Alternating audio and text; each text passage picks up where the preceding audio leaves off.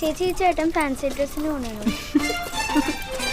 നമ്മുടെ സ്വന്തം തൊപ്പിയുടെ സ്വന്തം മമ്മു.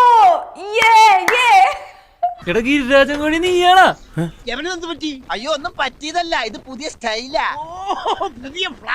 അങ്ങനെ ചെയ്ത ഒരു കാര്യം പറ, നാട്ടുകാർ എത്രമാത്രം വെറുപ്പിച്ച്.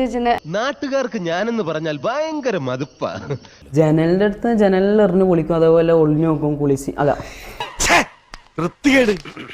അതൊരു ഞരമ്പ് രോഗിയാ. ഒളിഞ്ഞു നോട്ടമാണ് അവന്റെ പ്രധാന ജോലി.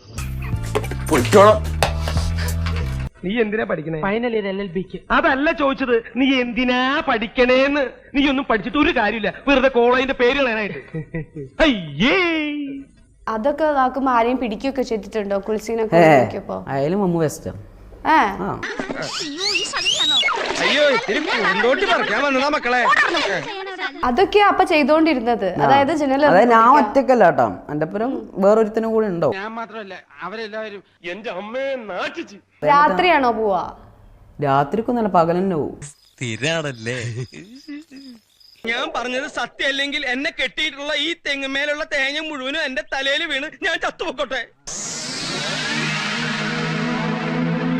കണ്ണൂർ അധികം വീട് വെച്ചാൽ ഓടിട്ട വീടിന് പുറത്തായിരിക്കും ബാത്റൂം.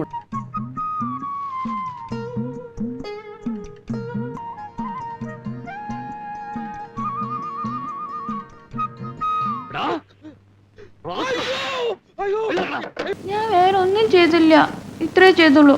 അതിനാണ് ഇവന്മാർ ഇങ്ങനെ ബഹളം വെക്കുന്നത്.